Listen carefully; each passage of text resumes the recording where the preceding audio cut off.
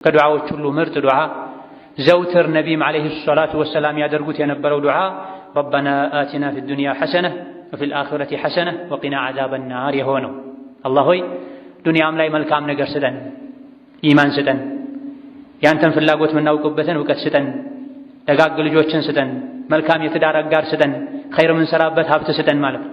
በዱንያ መልካም ነገር ስጠን ማለት መልካምን ሁሉ የሚያካትት፣ በአኺራም መልካም ነገር ስጠን ማለት ጀነትን ስጠን ማለት፣ ያንተን ፊት ከሚያዩት አድርገን ማለት። ወቂና ዐዛበናር አኺራ ላይ ከሚያስፈሩ ነገሮች ሁሉ እዚህ ዱንያ ላይ ሆኖም ከሚያሳስቡ ነገሮች ሁሉ ከባዱ የጀሃነም ቅጣት ነው፣ የአኺራ እሳት ነውና ዱንያ መልካሙን አኺራ መልካሙን ከመስጠትህ ጋር ለኛ ከሳትህ ጠብቀን፣ አኺራ እሳት ጠብቀን ብለን ዱዓ ማድረጋችን ነቢዩ ዓለይሂ ሰላቱ ወሰላም የጠየቁትን ትልቅ ነገር መጠየቅ ነው። ከጃዮች መሆናችንንም ማሳወቅ ነው። ጾምና ዱዓ፣ ረመዳንና ዱዓ ጥብቅ ቁርኝት አላቸው።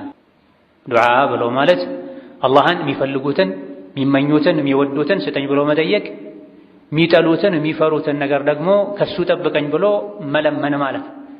ዱንያ ላይ ያለ በሙሉ ይሄ ያስፈልገዋል። ዱዓ ማድረግን መለመንን አላህ ይወዳል። የሰው ልጅ ስትጠይቀው ይቆጣሃል፣ ይጠላሃል።